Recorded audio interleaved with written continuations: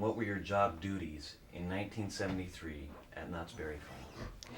I was the entertainment manager, and it would be actually the equivalent of a director of entertainment or even a vice president of entertainment, because I reported directly to a family member, and they would be similar to the board of directors, and it was a family partnership, and it was not a corporation. And as you know, they finally sold it.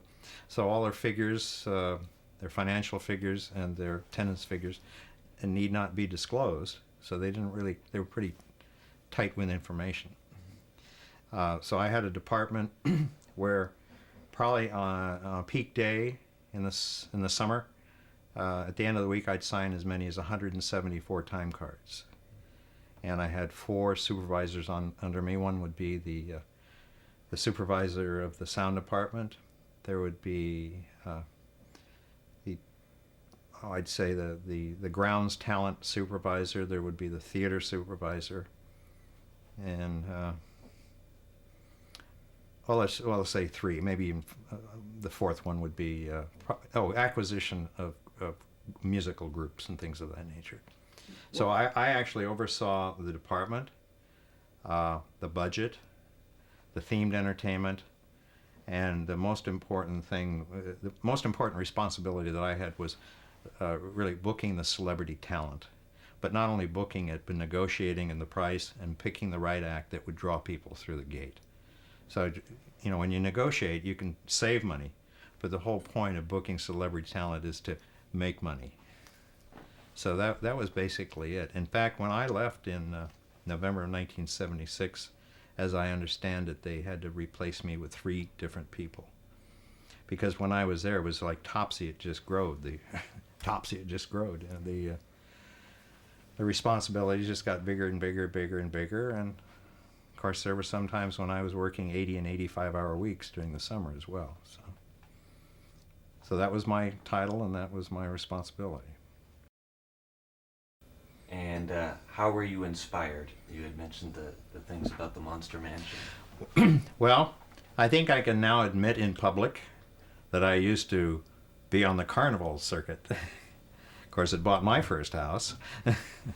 But we were actually, I worked for a company that had a license with Universal Pictures, and we had the rights to present Frankenstein, Wolfman, Count Dracula, and the Mummy. And those were the 4 main ones that we used. And we also had the Invisible Man, but he tended not to show up for personal appearances. No, sorry, never mind on that one.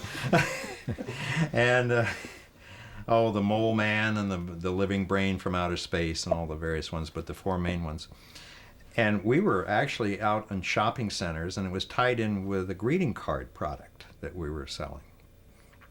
And people kind of trampled the greeting card displays because they wanted to see the monsters, and we said, we're selling the wrong thing. And I was working as a booking agent up in Sacramento when this came through, and to me they were running it incorrectly. They weren't running it cost effectively, and it wasn't making any sense. And I said, well, let me go out with you guys for about 2 weeks, and we'll shape it up. 3 years later, I was still running one of the units, and I'd taken it all over the United States. We were with Royal American shows at that time, the largest railroad carnival, like 107 cars and flat cars. It was, as big as Barnum and Bailey Circus. And we went up through Canada. I learned how to drive tractor trailer, had a Class 1 license. But more importantly, we built out a 70-foot show, and we had Frankenstein, Wolfman, Count Dracula, and the Mummy alive and in person. And it was like a grind show, or pitch show, or dark ride, or it came under all sorts of categories. You couldn't really categorize it. It wasn't a ride you didn't go through in a car, because it was more frightening because you walked through the dark catacombs. And here you'd meet the Mummy, live and in person. They were live flesh and blood. Their flesh, your blood. We had a pitch that would go with that, and it was just overwhelming. So I knew how to do that. In fact, I could take a suitcase full of costumes and I went into Cobo Hall in Detroit, and prearranged, rented a mobile home, put it in there, blacked out all the windows, set up a ticket box, put the monsters in, hired people off the street, and made a show up out of nothing just by flying in. So that's how fly by the seat of the pants we were, or how innovative we were. So when I was at Knott's Berry Farm in 1972, it was 1972, I got a call from a guy named Gary Blair, who was the manager of Larry Vincent, who was Seymour. And Seymour was the Fright Night host, and it was very campy. They'd run an old cornball monster movie, and then he'd make asides. Okay, dummies, February 5 at 5 o'clock, I'll be right here on 5 with some real bombs. You'll like them, I won't. Let's take a look at a couple of them together, shall we? First we have, the incomparable Neanderthal Man, the story of a man called Neanderthal. Then a special Mother's Day treat, the Mummy. And it got to be very campy, almost like the Rocky Horror Picture Show. People were just really into Seymour, and he became a cult figure. So Gary Blair called me up in 1972, I think around first part of September. He says, Bill, we tried this a little bit at another park, but it didn't work because we didn't have it environmentally controlled. But he says, I understand you have a theater with a CinemaScope screen and 2 35 millimeter movie projectors. Why don't we put Seymour in there and run a big Halloween event? And I thought, hey, we could do that, and we could bring in the monsters. We wouldn't advertise them because I was aware of the copyright laws. We wouldn't say Frankenstein, Wolfman, Count Dracula, and the Mummy, but we could put in the monsters. And then because I'd been a fan of sideshows, ever since I was a little kid, I'd see the headless lady balanced on the sword, and the Spidora, the spider lady. And I knew that those were the kind of things that people really loved because it was so hokey, really cornball. And I say that with great warmth in my heart. It was just really cornball stuff that people loved. And we had produced some shows with Chuck Jones, the magician. And I called up Chuck Jones and I said, can we make some illusions? And he said, sure, we can. But this is, keeping in mind, this is September of 72. So I met with George Condos, who was director of advertising at Knott's Berry Farm, and Martha Boyd, who was assistant and also did copy and wrote copy and did ad layout. And we said, this could be an incredible special event, hard ticket. And we got into about the third week of September and we said, there's just not enough time. We only have about 4, 5, 6 weeks to pull this thing together. So I called Gary back and I said, call me in the spring of next year and let's just really make something out of this. So he called me up. So this would be, now we're going for the premiere year, 1973. So I met with George Condos again and Martha Boyd and had conversations with Sandy Parker, who was the theater manager of what was then called the John Wayne Theater. And John Wayne was an old-time friend of the Knott family. And we had all his memorabilia out in the lobby. And then he chose to move it down to the Newport Tennis Club. And so it was an amicable parting. So then it became the Good Time Theater years later. And she said, well, I have makeup artists and I have all the theater people, because she was associated more with theater.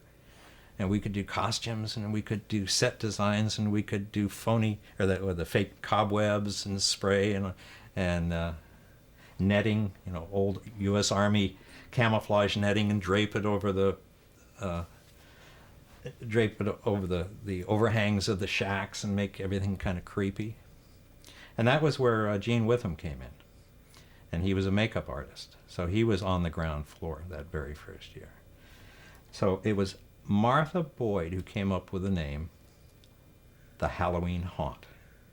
I give her that credit because she said, I've got this great name. And of course the alliteration of the same letter on each word, Halloween Haunt.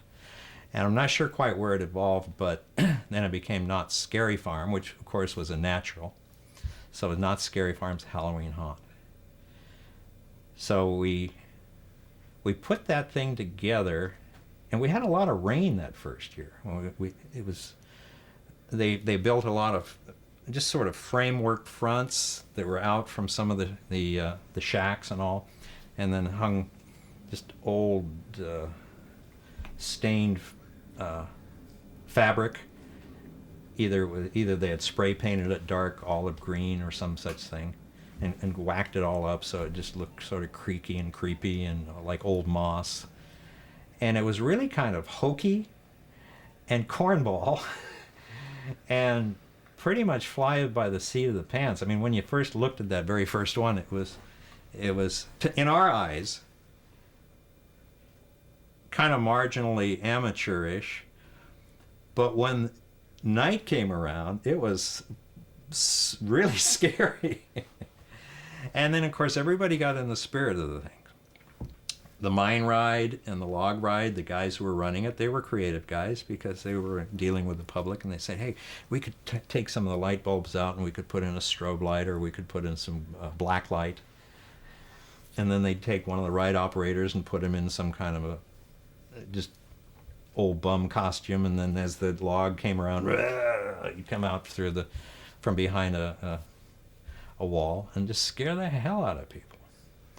So we had Spidora the Spider Lady. I think we have a whole list. I actually have a manual here from 1976, a 206-page manual on how to produce a Halloween haunt. So if you'd like to call, it's area code, no. But we would be able to pull that thing together because it's timeless. It's absolutely timeless. So that was 1973, and I believe at that time we were renovating the Gypsy Camp. Either tearing it out, or there'd been a fire, or we were putting in another ride. So we lost that whole section of the park. So we had limited acreage. So we had to shut down the ticket box. We turned away people at the Halloween haunt. It was couldn't get them in. It was that popular. So we said, we have a hit on our hands here. And then what was that, 30 years ago? And it just kept growing and growing and growing. But back to Seymour. Seymour was a funny guy, very skinny, very slender. You have some photos of him, sort of hawkish face, peaked nose, very Ichabod Crane-ish looking. He wore a black fedora and a cape, and he was just kind of a goofy, almost like an old vaudeville type guy. And people loved him. So we ran, the theater ran, it held over 2,000 people, so we ran either 4 or 5 shows. Because we just run a 20-minute film, an abbreviated monster film, and he'd do his thing. So that was such a success, and we looked at 1974, and by then Larry Seymour had come down with cancer, and he was in the hospital, and he was very frail, and Gary Blair said, I don't know if he can even make it, but he had had so much fun with that, and he had said it was the pinnacle of his career, because to have 2,000 people in a theater, 4 shows a day cheering him, and hey Seymour, yeah, right on baby, it just was the thrill of his life, and he literally got up out of a sickbed. And then we had Chuck Jones the magician. We integrated him into the show, and also Mona Lisa. But she had a show in San Diego, and it was syndicated in St. Louis, and people in the LA area didn't quite know who she was, but it really didn't matter because her character was what was important. Her look, the vamp type. Like Vampira, only it was Mona Lisa. So we integrated her with Larry, and Larry sat on a stool at the side, and he narrated the movie, and then we'd take Mona Lisa and put her in one of Chuck Jones's cut the lady in half, and then we'd saw Mona Lisa in half and pull the parts. So it was like a vaudeville magic movie stage show. And it was probably, I would say, about a month or so later after that Larry died. He'd gotten out of his deathbed to come and do that for the 3 or 4 days, and then went back and he died. So then the next year, 1974, so okay, we can't just do this with Mona Lisa. Who can we do this now? And I said, well, we've got the Universal Pictures monsters. We have, believe me, this is how it came out. I'm saying we have Frankenstein, Count Dracula, the Mummy, And Wolfman Jack! Unnatural. The Wolfman. So I called up Don Kelly, who was his personal manager. I said, Don, we want to replace Seymour with Wolfman and make him the star of the 1975, wouldn't it be? 75 Halloween Haunt. And I hung up the phone, and the tires screeched outside the building, and he was down from L.A., and we sat there.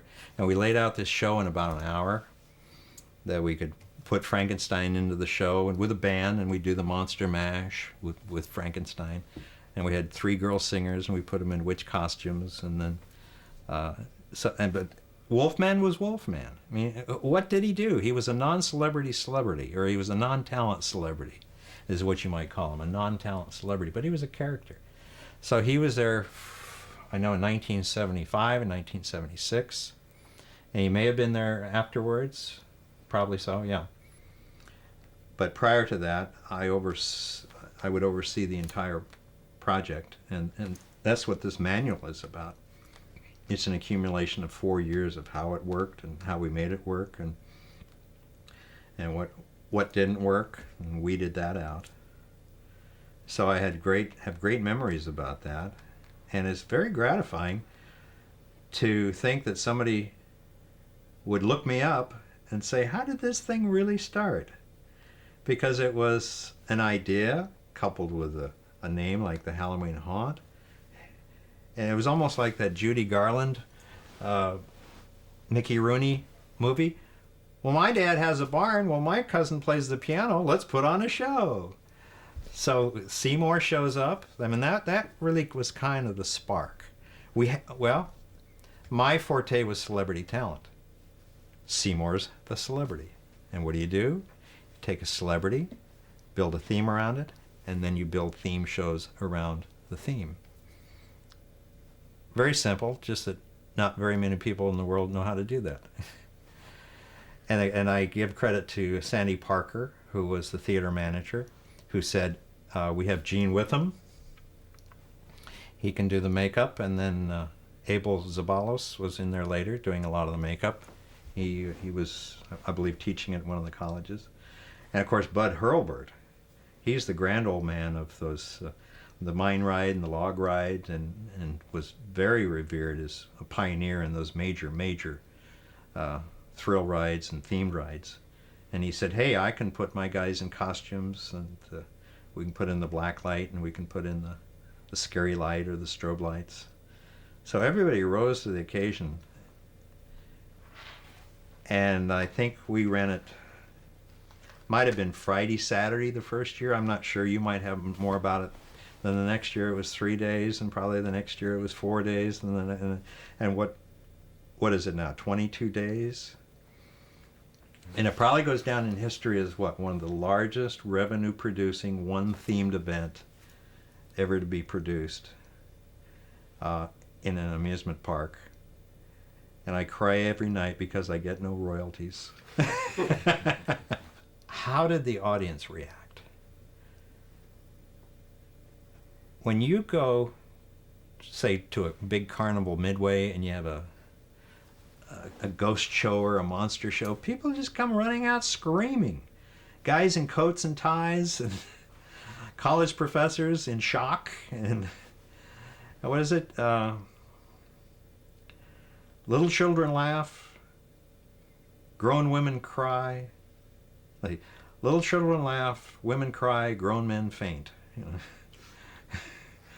And that's the way it was with the show. You get confined where you can't get in, you can't get out, and Frankenstein is right in front of you. All of this fear that starts from the soles of your feet go right into your head, and you say, "Oh my God, this is the guy I saw in that movie, Frankenstein and the Son of Frankenstein and the Bride of Frankenstein, and here he is right here, and he's going to kill me, and I'm going to die, and I think I just wet myself." You know, that would happen. People would lose it.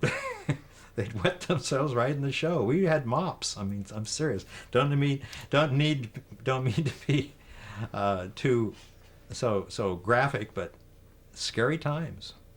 And it still scares them. And you've seen it. And then we started talking about the Halloween haunt, and Daryl said,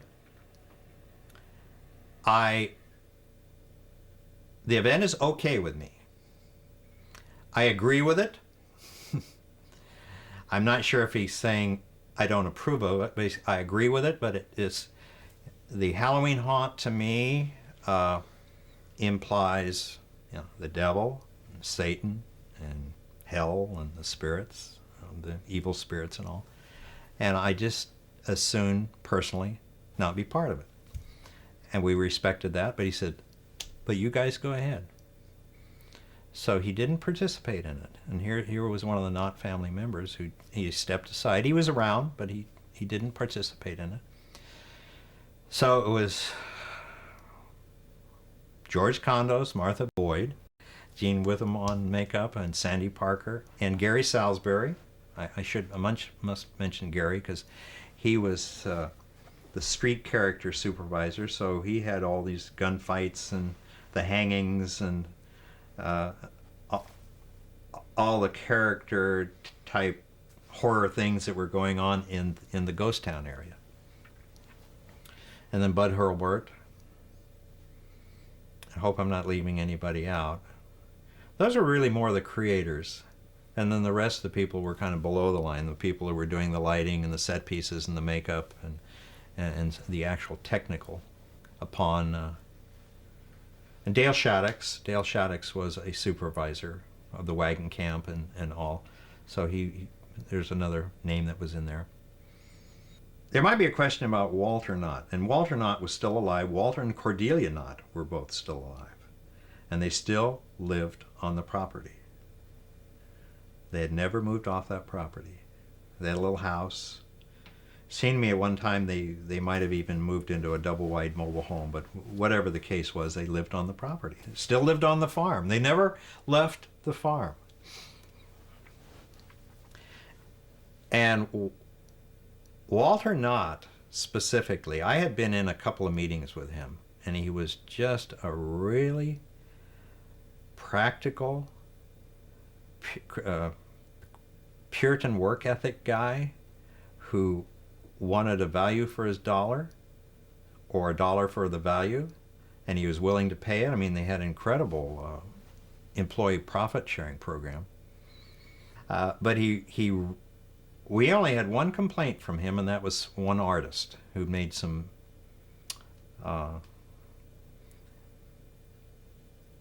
improper statements from the stage. And he came back and he said, Daryl, hi Bill. I just wonder if, how you doing? Hi Grandpa, just very, well, Daryl and Bill, I was just wondering, could, any chance of just paying off the young lady and sending her home early? And he said, Bill's already talked to the manager, we have it cleaned up. It'll be okay. He said, okay, well, you boys know what you're doing. And he always came to see the Rick Nelson show. He loved Rick Nelson. He came to virtually every Rick Nelson show. And finally we said, the grandson says, Grandpa, why do you like Rick Nelson? He says, well, because every time you book him, all the seats are filled. So he was a bottom line guy. And when we had presented the Halloween haunt, it was... I was on the operating committee. There was no general manager at that time. I'm not sure if I was on the operating committee at the first year, but we had the two-way radio, and we had a red maroon blazer and a shirt and tie, and we were in charge of the park. We did an 8-hour shift. So it was very... the responsibilities and the authority was really spread out through all the top-level people. So I believe that Daryl made a presentation to the family. There would be a family meeting, and only family members would go, and there'd be maybe 13 of them. He went in and said, we have this great idea. We want to produce a Christian festival. How many here would like that? Yeah, sure. He went in. We want to produce this big event called the Halloween Haunt. these are the elements, and everybody raises their hand and voted on it. And Walter Knott was approving because he really was at that point in his life. He knew that if his kids, I mean if his children picked a director of marketing or a director of entertainment or a controller or a director of personnel, give them a free rein, because they know they're going to guard their bet, and they know that they're not going to do something that's so wacky they're going to lose their job. So Walter, and he loved it. And why? All the seats were filled.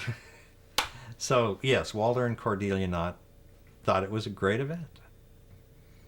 So that was another thing too. You could just feel the sense of history and feel the sense of family, because I'd be walking from the entertainment department, which was up at the front gate, over to the theater, and here would be Walter and Mrs. Knott just taking a walk on their farm.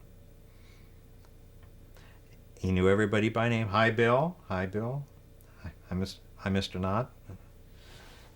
Never Walter, but that's how we were raised.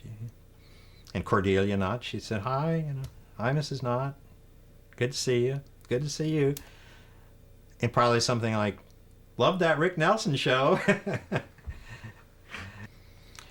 What does it mean to me to have been part of and is on the ground floor or have created something?